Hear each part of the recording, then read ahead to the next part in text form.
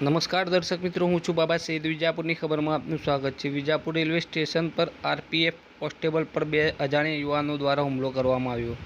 સમાચાર વિગતવાર જાણીએ તો વિજાપુર રેલવે સ્ટેશન પર મંગળવારે રાત્રે આરપીએફ રેલવે પ્રોટેક્શન ફોર્સના કોન્સ્ટેબલ પર 2 અજાણ્યા ઈસમો દ્વારા હુમલો કરવામાં આવ્યો હતો. આ ઘટનામાં કોન્સ્ટેબલને ગંભીર ઇજાઓ થઈ હતી, જેમાં કપાળ પર બાઇકની ચાવીથી માર મારવામાં આવ્યો હતો અને જમણા હાથની ટચલી આંગળીનો નખ તોડી નાખવામાં આવ્યો હતો.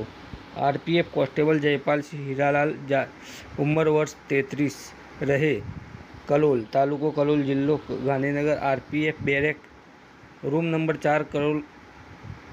4 કલોલ રેલવે સ્ટેશન છે. તેઓ છેલ્લા 11 વર્ષથી આરપીએફમાં ફરજ બજાવી રહ્યા છે.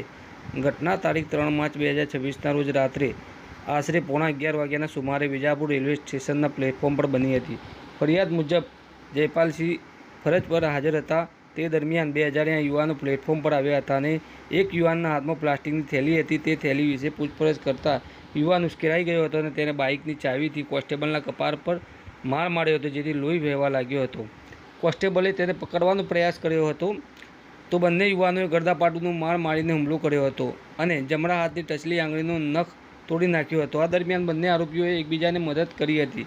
ઘાયલ કોન્સ્ટેબલે તાત્કાલિક 112 પર ડાયલ કરી અને પોલીસ બોલાવી હતી, જે પોલીસ ઘટના સ્થળે પહોંચી અને બંને અજાણ્યા આરોપીઓને ઝડપી લીધા હતા. મિત્ર ઋષિકેશ શર્માની મદદથી કોન્સ્ટેબલને વિજાપુર સિવિલ હોસ્પિટલમાં ખસેડવામાં આવ્યા હતા, જ્યાં ડોક્ટરોએ સારવાર કરી હતી અને રજા આપી હતી. ત્યારબાદ તેઓ વિજાપુર પોલીસ મથકે પહોંચ્યા હતા અને ફરિયાદ નોંધાવી હતી. વિજાપુર પોલીસ મથકે ગત 4 માર્ચ 2026ના રોજ સવારે 4:30 વાગે આ ફરિયાદ ભારતીય નાગરિક સુરક્ષા સંહિતા BNSની કલમ 121(1), 118(1), 54 અને 221 હેઠળ ગુનો દાખલ કરવામાં આવ્યો છે.